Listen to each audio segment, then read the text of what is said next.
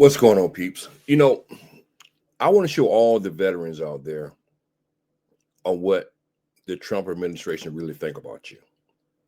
Now, Doug Collins is the new Secretary of the VA. I want y'all to listen to what is about to happen. You have a veteran who's talking about being terminated from the VA. And then I want you to see Doug Collins' reaction to what that veteran is saying. This is going to show you how much Doug Collins, Donald Trump, and his administration really feels about veterans. Just listen. And as we go along, I will stop the video here and there to kind of highlight the parts that shows you they don't care about veterans. And Doug Collins is a so-called veteran. But let's go. That we protect his identity. He says he was twice promoted, yet received a termination notice describing poor job performance. Take a listen. Last week, to be locked out of my computer and handed a blanket termination email that was sent from OPM saying that I was being let go due to poor performance. And it's a flat out lie. It's a disgusting lie at that. I received awards from upper management, certificates. I was treated like a criminal, like I had done something wrong. They're destroying people's lives to get to these numbers that you're requesting. If you don't realize that, I'm trying to let you know now. Here's your wake-up call. So what do you say to that? Now, you heard what the veteran said. He was terminated. They say it was for poor performance. He said he'd been promoted a couple of times, so it couldn't have been for poor performance. But let's listen to what Doug Collins has to say about what that veteran said. At the indiscriminate or dismissive treatment that some VA staffers are describing related to their termination. Well, one thing, this will be a probationary employee who was let go. This is where this has been coming from the process, which is. Now, first thing you notice, now this guy said he had been promoted twice. So basically, when you said probationary, it's not like he's new to the VA. He's just new to his position. Like he said, he'd been promoted twice. But Doug Collins is only focused on the probationary part of it. He's not caring about the guy being there for years or being there for whatever. Only thing he's focused on is the probationary period. An understanding we're looking at the total picture. This is an employee also that was in a what was deemed out of those 300,000 plus jobs that I mentioned earlier, not a front-facing position that affects veterans' health directly or veterans' benefits directly. Look, this is something that we have. There's nothing that I take more serious than having to look at our workforce and having layoffs that happen. We feel for that, but it happens not only in government, it happens all across the country. Now, not one time so far have you heard him emphasize that the person who they terminated was a veteran. See, shows you they don't care if you're a veteran or not. It's not about being a veteran. They don't look at you as being a veteran. They look at you as just being another number in the system that was terminated. Country in many jobs that we're seeing just in the last little bit with Southwest Airlines and others who are announcing large layoffs. These are the kind of things that are hard to do, and there's something that's not easy, and I take very seriously, but also in the perspective of that we have to look out to say, are we going to be fulfilling the mission that the president has asked us to do, and that is to take care of our veterans, but also do in a cost-effective and very efficient manner. And again, one of the things that I've said here, and it's not mentioned very much in the press, is if this was a area in which it should have been flagged, or if this was a mistake and it shouldn't have been part of this probationary, there is an exemption process that has been used many times, but once again, I must emphasize, he's not even taking into consideration that this guy is a veteran. And this is why the guy actually played the clip of the veteran, because they're trying to understand that why are we getting rid of so many veterans? Veterans make up 30% of the VA. Why can't we make a lot of these veterans exempt? See, and Doug Collins is missing the whole point. Well, he's not missing it. He's just ignoring it because he don't want to face the fact that they're firing veterans. But later on, they're going to get to that part. But let's go. Undoubtedly, in this person's case, their supervisor decided not to ask for the exemption because their position. Now, he said the guy supervisor, as a federal employee myself. Now, a lot of these people who've been terminated for probationary reasons or poor performance reasons, their supervisors don't even realize they're being terminated until they get terminated. See, this is another thing that Doug Collins and the Trump administration is lying to you about. These people, supervisors, don't even know they're being terminated until they get terminated. So he's most definitely lying now. Where it was and what was going on. So again, it is bad when anyone loses their job, but there have been things in place to make sure that we are trying to target as best we can the areas that we need to. Honestly, he's lying.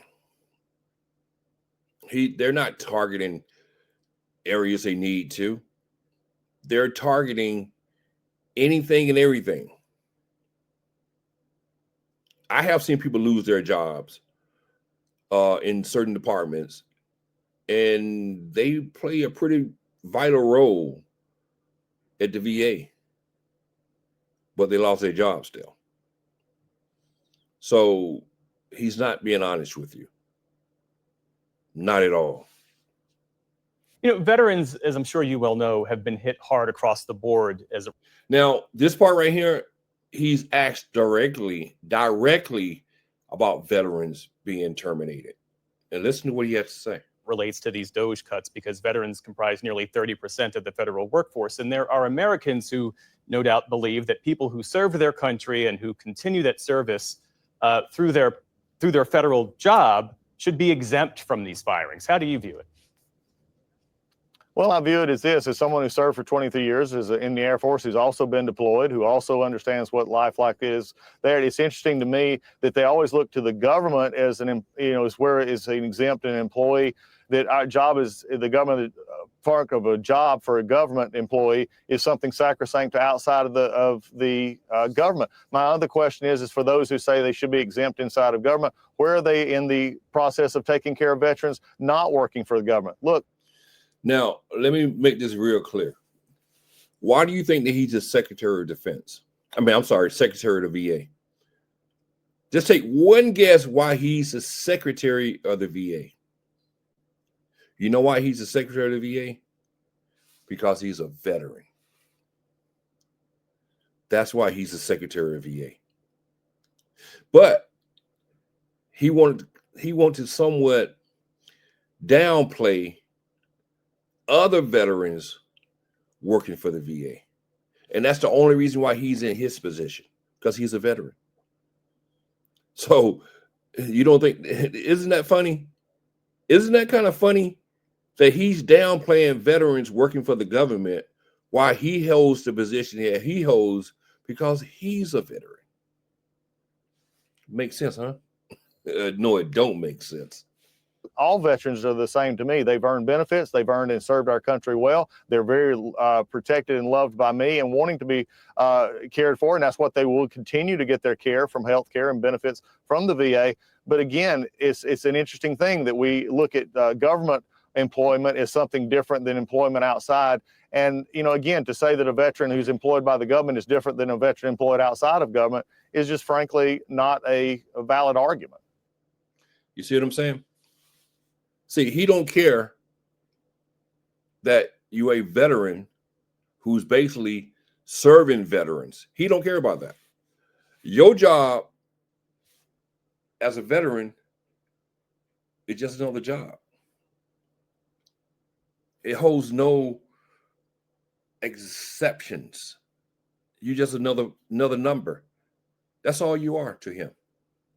Even though he's in his position because he's a veteran.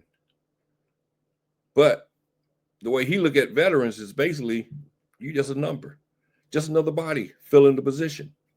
There's nothing special about you. That's what he's saying. There's nothing special about veterans. They're just a number. Just like if I work for Walmart or Target or some other corporations. I'm just a number. There's nothing special about me. A question about veteran care. We spoke with a veteran who's currently receiving inpatient treatment at the Bath VA Medical Center in New York. And this person says the cuts that the VA have instituted already are affecting the quality of care. Now, I want y'all to watch this also. Watch what he says about what this veteran has to say. Watch what he says. Pay close attention to this. We've also had a lot of scheduled groups that are being canceled simply because we don't have the staff to facilitate them. And so that leaves us veterans to our own devices. And a lot of people just isolate in their rooms. And for people who suffer from substance use disorder or mental health issues, isolation is one of the worst things you can do, especially in recovery from substance use.